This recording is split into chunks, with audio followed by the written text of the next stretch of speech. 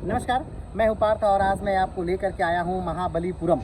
और महाबलीपुरम में मैं जिस मॉन्यूमेंट के यानी कि जिस इस इमारत के आगे खड़ा हूँ, ये है रथ मंदिर। आप यहाँ पर देख सकते हैं एक लाइन से यहाँ पर कुल 5 रथ हैं। अब आप सोच रहे होंगे कि ये 5 रथ किसके किसके हैं और ये रथ क्यों हैं। तो मेरे सामने जो ये रथ है, इस रथ का नाम है युधिष्ठिर यानी धर्मराज मंदिर। और ये रथ इन 5 रथों में सबसे बड़ा रथ है। उसके बाद जो आपको बहुत लंबा चौड़ा रथ दिख रहा है, इसे कहते हैं भीम रथ। उसके बाद है अर्जुन रथ, उसके बाद है द्रौपदी रथ, और यहाँ पर इस तरफ जो रथ आपको दिख रहा है, इस रथ का नाम है नकुल और सहदेव रथ। यहाँ पर सबसे बड़ा युधिष्ठिर रथ है और सबसे छोटा जो है वो द्रौपदी रथ के नाम से जाना जाता है। नकुल और सहदेव का एक ही रथ है। बात करते हैं कि इसे रथ क्यों कहते हैं, रथ मंदिर, रथ टेम्पल क्यों कहते हैं। तो इसका कारण मात्र एक है कि ये देखने से रथ के आकार का लगता है, इसलिए इसे रथ मंदिर कहते हैं या रथ टेम्पल कहते हैं। इसके निर्माण की अगर बात करें तो रथ मंदिर का निर्माण हुआ था पल्लव शासन काल में। और ये रथ टेम्पल जो है ये वर्ल्ड हेरिटेज साइट है। भारत में कुल 82 वर्ल्ड हेरिटेज साइट हैं। आप जानते हैं कि विश्व में सबसे ज़्यादा वर्ल्ड हेरिटेज साइट जो हैं वो इटली में हैं और भारत में कुल 42 हैं। और 42 में से ये महाबलीपुरम का ये पूरा साइट है और ये पल्लव डायनेस्टी शासन के अंतर्गत ये बनाया गया था। तो आइए एक बार इन सारे रथों को बारीकी से पास चल के हम देखते हैं और इन रथों के बारे में जानकारी प्राप्त करते हैं। इसे बाहर से देखेंगे तो ऐसा लगेगा कि पल्लव राजाओं ने अपने रथों को खड़ा करने के लिए पार्किंग स्थान बनाया था। बरबस मन में यह प्रश्न उठता है कि क्या अन्य वाहनों के समान इन रथों के लिए भी पार्किंग चार्जेस लगा होगा। खैर मजाक छोड़िए। स्मारक कठोर चट्टान से तराशे गए हैं। ये मंदिर रथों के आकार के हैं, अतः इन्हें रथ ही कहा जाता है। ये 5 रथ कुछ हजार मीटर के भीतर ही स्थित है। वैसे भी भारत में रथों का बड़ा शौक है, खासकर राजनेताओं को जो चुनाव प्रचार के लिए आधुनिक तकनीक व सुसज्जित अत्याधुनिक गाड़ियों को भी रथ का नाम देते हैं। प्राचीन काल में राजाओं ने रथों का निर्माण ईश्वर व कला को अमरता प्रदान करने के लिए किया था। बाद में यातायात के लिए उपयोग में लाए जाने वाली गाड़ी को रथ का नाम दिया गया। यहाँ जो आपको रथ दिख रहा है इसे भीम रथ कहते हैं। ये भीम का रथ टेम्पल है। अगर इन सुविधाओं से रहित होने पर भी ये रथ देखने में कितने आकर्षक लगते हैं। ये रथ दक्षिण भारत की शिल्पकला व वास्तुकला के बेजोड़ उदाहरण हैं जो दर्शकों को मंत्रमुग्ध करने की क्षमता रखते हैं। मंदिर शिल्पकला के इतिहास की तरफ दृष्टि डालें तो हम पाएंगे कि गुफा मंदिरों के बाद अखंड एक ही पत्थर से निर्मित बने जिन्हें अंग्रेजी में मोनोलिथ मंदिर कहते हैं, यहाँ एक ही पत्थर से निर्मित 5 मंदिर हैं। महाभारत काव्य में 5 महानायक पांडव व उनकी पत्नी द्रौपदी के नाम पर इन्हें 5 रथ के नाम से जाना जाता है। यहाँ भीतर जाने के लिए टिकट लगता है, उसे संभाल कर रखिएगा जरूर, क्योंकि समुद्र किनारे स्थित मंदिर जाने के लिए भी यही टिकट काम आता है, जिसे शोर टेम्पल के नाम से हम जानते हैं। अगर आपसे कहा जाए कि ये 5 रथ एक ही बृहत्कार चट्टान के तरासे गए हैं तो क्या आप विश्वास करेंगे? नहीं, पर यही सच है। इस परिसर या प्रांगण के दक्षिणी छोर पर एक बड़ा मंदिर है और जैसे जैसे हम उत्तर की तरफ कदम बढ़ाते हैं मंदिर तुलनात्मक दृष्टि से छोटे बने हैं। इन बड़ी चट्टान का दक्षिणी भाग काफ़ी बड़ा रहा होगा और उत्तरी भाग ढलान में उसी के अनुरूप इसे तराशा गया है। इन सभी मंदिरों का निर्माण एक ही पत्थर से हुआ है, अतः इसे अखंड पत्थर से निर्मित या मोनोलिथ कहते हैं।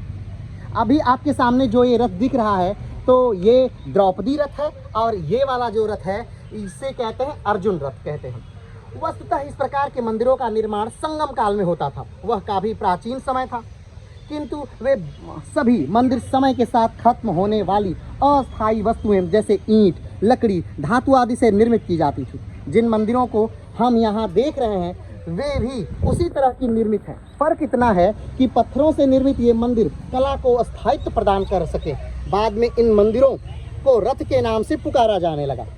उत्तरी छोर में दृष्टिगोचर होता है पहला मंदिर द्रौपदी रथ के नाम से जाना जाता है। ये जो मंदिर आपको दिख रहा है इसे ही द्रौपदी रथ कहा जाता है। ये मंदिर माँ दुर्गा को समर्पित है। एक सामान्य दक्षिणी भारतीय झोपड़ी का परिपूत कितना रम्य, सुरुचिपूर्ण और सजीला है। उसकी छत चौकोन पत्थर की बनी है भीतर माँ दुर्गा, बाहर द्वारपालिकाएं, सामने गंभीर उग्र मुद्रा में माँ वाहन सिंह। जरा दृष्टि नीचे की तरफ तो घुमाइए, मानो घुमाइए। शेर, हाथी, असंख्य मूर्तियां, लगता है मानो इस मंदिरों को उन्होंने उठाए रखा हो। माँ दुर्गा के मंदिर को देखने से मन में यह प्रभाव पड़ता है कि पल्लव राजाओं ने स्त्रियों को काफ़ी महत्व दिया था। अगर मंदिर अर्जुन रथ है, ये जो सामने मंदिर आपको दिख रहा है, ये अर्जुन रथ है जो भगवान को, शिव को समर्पित है। भगवान शिव को समर्पित यह अर्जुन रथ है। उसके बाद भीम रथ है जो भगवान महाविष्णु को समर्पित है। इन सभी रथों में से थोड़ी दूर पर एक रथ है जिसे देखकर ऐसा लगता है मानो इस पवित्र पंक्ति से लुढ़क कर आगे निकल गया हो। वह नकुल सहदेव का रथ है जो देवताओं को राजा इंद्र को समर्पित है। आखिर में सबसे ऊंचा धर्मराज युधिष्ठिर का रथ है। सामने जो रथ दिख रहा है ये नकुल और सहदेव का रथ है जो कि इन मंदिरों से अलग निकला हुआ है। और ये इंद्र को, ये रथ इंद्र को समर्पित है। अर्जुन रथ और युधिष्ठिर रथ एक जैसे ही हैं। चारों तरफ तरासे गए फलक, द्वारपालों की मूर्तियां, सन्यासी राजसी जोड़े, नदी नंदी पर विराजमान शिव, एरावत में विराजमान इंद्र, गरुड़ में विराजमान महाविष्णु, सभी मूर्तियां मूर्तिकार के जादुई हाथों के ज्वलंत उदाहरण हैं। मंदिर के पश्चिमी तरफ गैलरी जिसमें अलंकृत स्तंभों को शेर की मूर्तियों से सजाया गया है। रथ के पीछे देखिएगा भारी भरकम बृहदाकार नंदी जो अर्ध गढ़ा है फिर भी मूर्तिकार के काबिलियत की गवाही दे रहा है। तो अगर हम देखें तो भीमरथ आयताकार आधारक पर टिका है जो लंबाई में 4 सिंहों, स्तंभों व अलंकृत स्तंभों पर आधारित है। यह बुद्ध धम्म का चैत्य अर्थात मंदिरों का प्रतिरूप है। इसमें कोई तरासी मूर्ति नहीं है। नकुल सहदेव रथ अलंकृत सजीला मंदिर है। यह दक्षिण की तरफ थोड़ा आगे बढ़ा है जहां बरामदा है। इसे 2 सिंह स्तंभों ने संभाल रखा है। इस मंदिर में कोई भी तरासी हुई मूर्ति नहीं है। अब धर्मराज युधिष्ठिर के रथ को दृष्टिपात करें तो पाएंगे कि निचले सतह के चारों तरफ फलकों पर बृहदाकार सुंदर भारी भरकम वस्तुएं, वास्तविक मूर्तियां हैं। उत्तर पूर्व में अर्धनारीश्वर की मूर्ति है। एक ही मूर्ति में शिव पार्वती दोनों को तरासा गया है। जल्दी मत कीजिए, जरा गौर से देखिए। एक ही मूर्ति के अर्ध भाग में पुरुषोचित शरीर, हाव भाव, गंभीरता और दूसरे आधे भाग में स्त्रियोजित लाघव, मृदुलता, रमणीयता को समेटे हुए कितनी महान कलाकृति, पुरुष व स्त्री के सूक्ष्म विवरण व भाव भंगिमाओं का सटीक मिश्रण है। एक तरफ देखा जाए तो सभी अर्धनारीश्वर हैं, नहीं समझ पाए। यदि वीरता, हिम्मत, साहस पुरुषोचित गुण है तो मृदुलता, नजाकत, लावण्यता व सुदंता स्त्रियोचित है। मनुष्य में चारित्रिक गुणों के विकास के लिए संपूर्ण प्राप्त करने के लिए इन सभी गुणों का होना जरूरी है। ये एक दूसरे के पूरक हैं। इसी फलसफे को अर्धनारीश्वर की मूर्ति दर्शाती है। उत्तरी छोर से हरिहर अर्थात शिव और विष्णु का मिश्रित रूप, चारों तरफ विभिन्न मुद्राओं में शिव की प्रतिमाएं, दक्षिणी छोर में दक्षिणी पश्चिम विभिन्न मुद्राओं में शिव की प्रतिमाएं, दक्षिणी छोर से दक्षिणी पश्चिमी कोने में राजसी ठाट को लिए हुए एक मूर्ति है जो राजा नरसिंह वर्मन की मानी जाती है। रथ के ऊपरी सतह पर शिव की गंगाधर नटराज के रूप में विभिन्न प्रतिमाएं हैं। विष्णु और सूर्य की प्रतिमाएं हैं जो अपनी कलात्मकता व सुंदरता को सभी ओर अपनी तरफ आकर्षित करती हैं। ऊपरी भाग में गर्भगृह बनाया गया है। कदाचित मूर्तियों की स्थापना पर विधिवत पूजा करने की मनसा रही होगी। ऊपर उठा हुआ चबूतरा जो पूरे प्रांगण में फैला है, उस पर चढ़ने से ही ऊपरी सतहों की मूर्तियों का सुगमता से सूक्ष्म निरीक्षण किया जा सकेगा। हरिहर मूर्ति के ऊपर जरा देखिए, लगता है किसी शरारती बालक ने आड़ी तिरछी रेखाएं खींच दी हों, पर वास्तव में वे पाषाण लेख है जो ग्रंथ लिपि में है, लिखे गए हैं।